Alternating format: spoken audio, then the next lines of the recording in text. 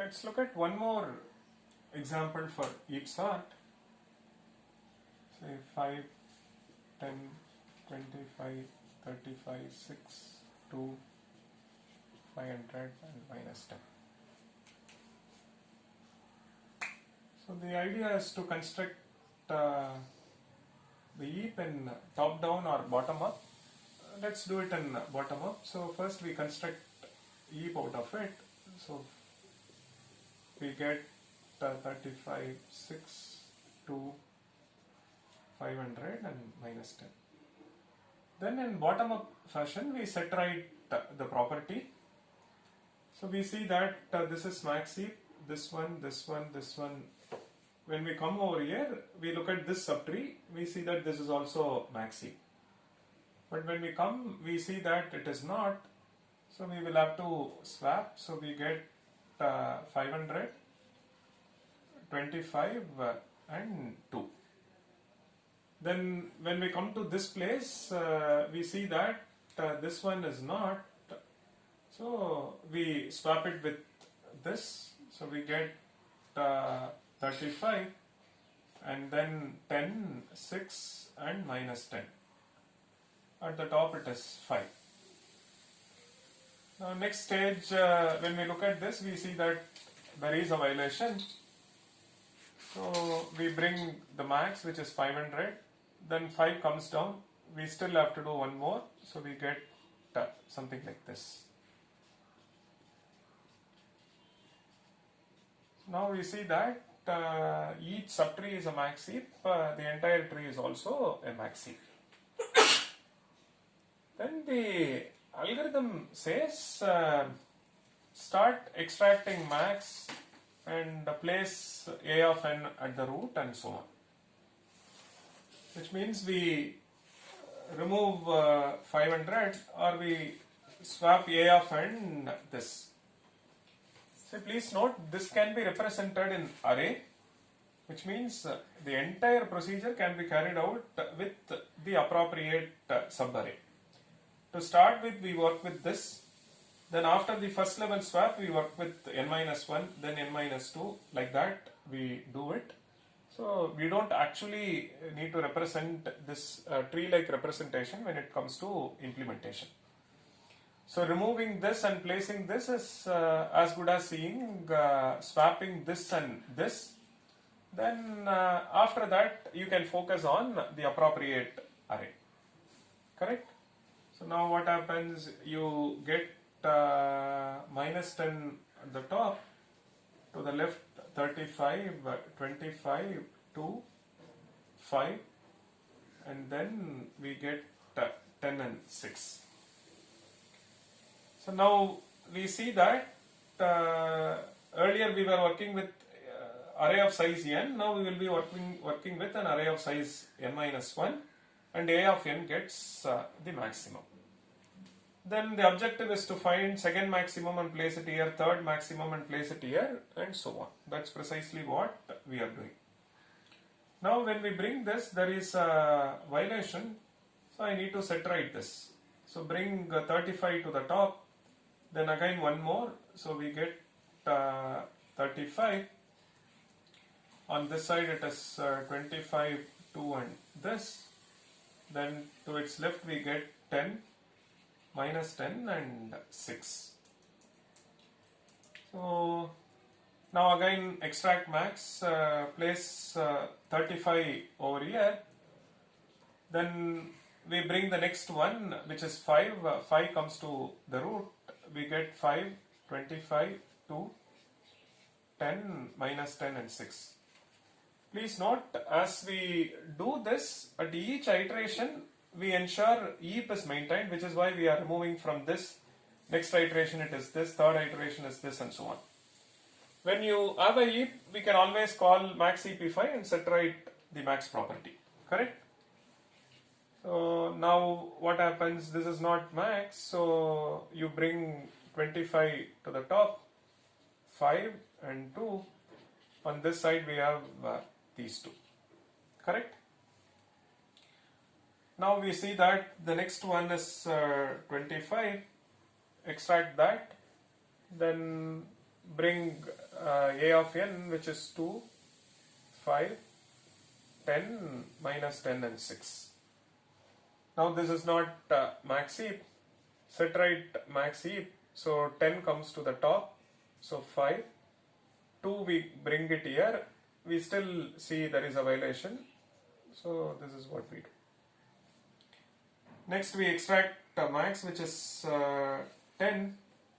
Then after that what happens? We place 2, 5, 6 and minus 10. We see that there is a violation. So 6 comes to the top. 5, 2 and minus 10. So next we extract max, which is 6. Now we see that we bring minus 10, 5 and 2. There is a violation. So set right the property. We get 5, minus 10 and 2.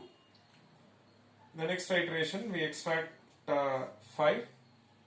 When we extract 5, we get minus 10 and 2. Please note, we have to extract in such a way that we maintain E property. We still see there is a violation, so we get this. Next iteration we get 2 followed by minus 10. So there are n calls to max EP5 and each of them takes log n.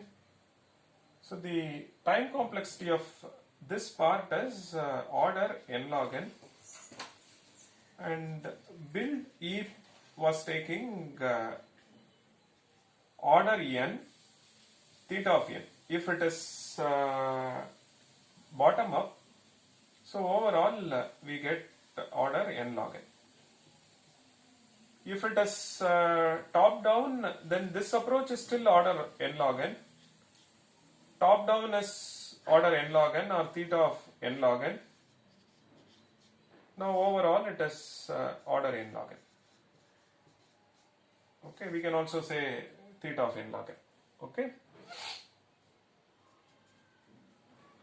So now if we follow top down approach, this is top down and this is bottom up. So we see that if it is bottom up approach, it is order n log n. If it is top down, it is theta of n log n. But if you look at the worst case analysis, in the worst case, max EP5 takes worst case. Max EP5 is theta of log n, and there are n calls. So which means time complexity of each sort is, suppose it is bottom up approach, theta of n plus n times theta of log n. So we get theta of n log n. Fine. What about the best case? Can there be a case where max EP5 is constant at all iterations? So can max EP5 incur theta of 1 for all iterations? Suppose if it happens that it incurs say theta of 1 constant for all iterations, then what will happen? This will become theta of n. This is also theta of n. In the best case, each sort will run in theta of n time. Now the question is that possible? Okay. Let's look at a picture like this. There is, this one is a max heap. So after we extract this, then we place an item from this, right? So we place an item from this. So there is one swap So there is one swap, like that it goes, right? Now what is that we want? When we say this, we want to ensure that there are just one or two comparisons, but it is not going all the way down. So can such a scenario possible? So let's look at a case like this. Suppose the root is say 100, and on this side we have got say 70. On this side we have got 50, and then say 60, and say 10, 20, 30, 40. And on this side, let's say there is a root, let's say we have got 55, and we have got say 25 and 35. So something like this. This picture can be seen in a larger dimension. Now you see that this is a max heap, this one is a max heap, this one is a max heap, max heap, max heap, this is a max heap, the entire thing is a max heap. Now, as part of max heap phi, you bring this one a of n, then what happens? 40 goes to the top, 40 and 70, then 40 and 60. So there is a swap. And if it turns out that this one is say 50, then there is one more swap. Correct? So now again next iteration we see that this element goes to the top. Now can there be a case where each of this is taking log n effort?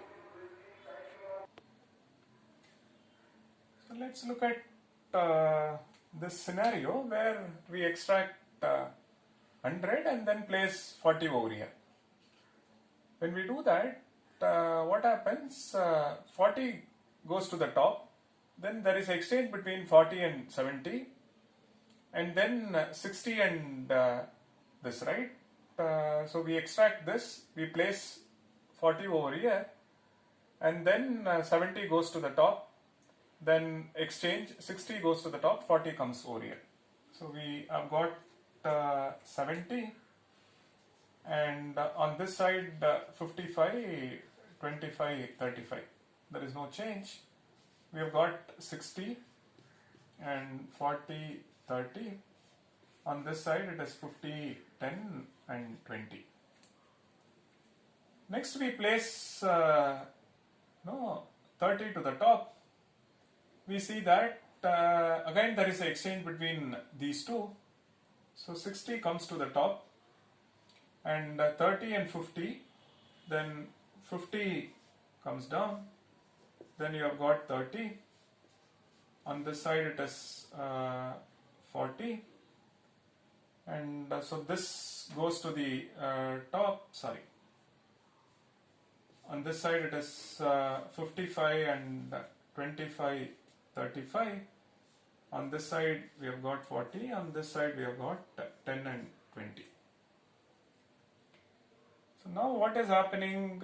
So if you carefully observe this, for both 40 and 30, the effort is not constant. The effort is a function of height. Correct? We were coming all the way up to this. Now let's take 20 to the top. When we take 20 to the top, what happens? 60 is removed, then 50 goes to the top, then 40 comes down, then it is this.